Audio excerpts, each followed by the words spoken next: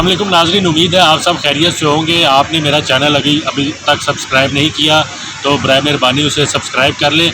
आजकल जो शोर मचा हुआ है इस वक्त लाहौर की तमाम सियासी हलकों में, वो जाती उमरा शरीफ ख़ानदान का जो महल है उसके हवाले से है कि उन्होंने वो जगह भी जालसाजी से हासिल की और सरकारी ज़मीन पर अपना महल तामीर किया, जिसको जल्द गिराने के लिए कार्रवाई शुरू की जाएगी। लेकिन अब क्योंकि अदालत से हुक्म इम्तनाई आ चुका है तो फ़िलवक्त तो वो उनको रिलीफ मिल चुका है।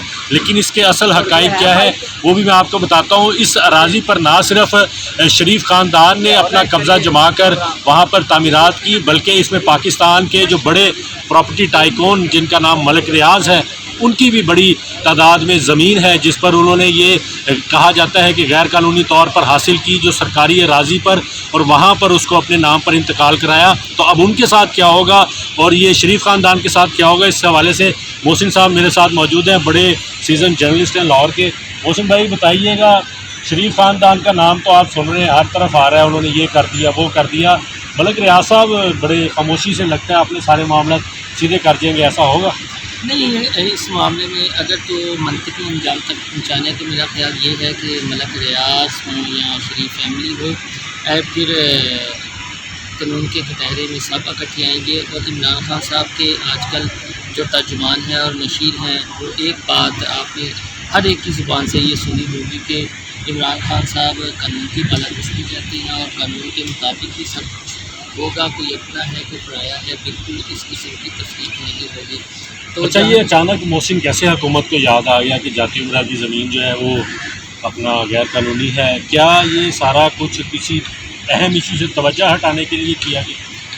दो पर्सपेक्टिव है, एक तहरीक लबैक पाकिस्तान वाला इशू भी आप कह सकते हैं, और दूसरा जहाँ तक है कि इतनी देर बाद ख्याल क्यों आया।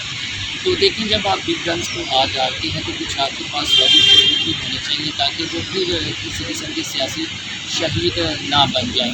तो एक रीज़न तो ये हो सकती है कि हम ये हुकूमत ये तिथि पेश कर सकती है कि चूँकि हमारा इतना पुराना केस है तो हमारे पास डाटा नहीं था, हम डाटा कलेक्ट कर रहे थे, तमाम जो अफेक्टीव हैं या जो इस केस में मुलविस हैं उनका हमने डाटा इकट्ठा किया। जिस तरह बेटा बेगम का नाम आ रहा है तो उसके बाद हुकूमत पंजाब ने एक्शन लिया, एक रीज़न है। दूसरी तहरीक लबैक पाकिस्तान वाली डेफिनेटली ये है कि हुकूमत एक इशू ख़त्म होता है तो दूसरा इशू शुरू खड़ा कर लेती है, और ये इनके बारे में तासुर है कि आप है मुझे माल वाला।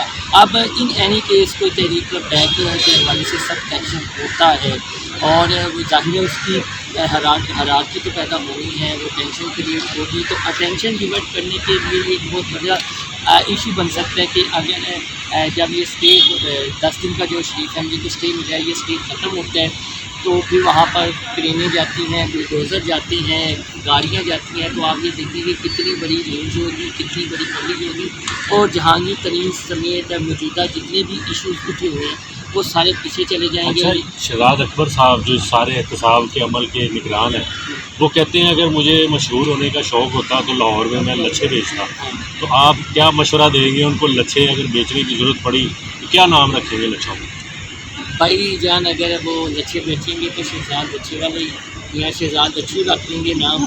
हमें तो बार बार जब हम सवाल करते हैं तो आपने ये दूसरी तीसरी प्रेस कॉन्फ्रेंस में भी कहते हैं कि आप टेंशन क्रिएट करने वाला सवाल करते हैं यूनिटी की मशहूरी के लिए। हालांकि सवाल तो यही था कि यार 2 शख्स को सुप्रीम कोर्ट ने नाअहल किया, नवाज शरीफ को और जहांगीर तरीन को, कानून सब के लिए बराबर है। शहजाद अकबर साहब की जो खुद है, हमें उन्हें तारीफ़ भी करनी चाहिए कि जवाब देते हुए घबराते भी नहीं हैं, और उनका ये कहना है कि मुझे जो पोर्टफोलियो मिला हुआ है उसके मुताबिक अगर मैं केसेस को परसू ना करूँ तो फिर मुझे इस तरह के पोर्टफोलियो रखने की कोई ज़रूरत नहीं है। तो ये पोर्टफोलियो ऐसा है कि अपना पराया वो सारे तनकीद का निशाना बनाते हैं, लेकिन बार बार वो एक चीज़ ये ज़रूर कहते हैं कि आप ये देख लें कि हम केस बनाते हैं, अदालतों में जाता है और अदालतें उसका फैसला करती हैं। लास्ट में एक सजेशन है कि अगर वाकई वो शरीफ महल को गिराए ना, जितनी अच्छी लोकेशन है, जितनी अच्छी इमारतें हैं, इसका नक्शा है, तो हमारा ये है कि उसे एक म्यूज़ियम बना दें और वहाँ पर टिकट रख दें। इससे रेवेन्यू भी जनरेट होगा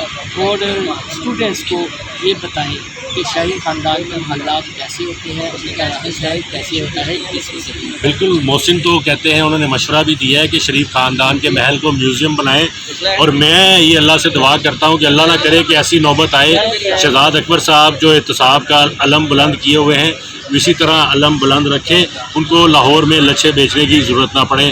تو امید ہے آپ کو آج کی ویڈیو پسند آئی ہوگی۔ آپ نے ابھی تک میرا چینل سبسکرائب نہیں کیا تو کب کیسے کیوں کے نام سے چینل کو سبسکرائب کر لیں۔ شکریہ۔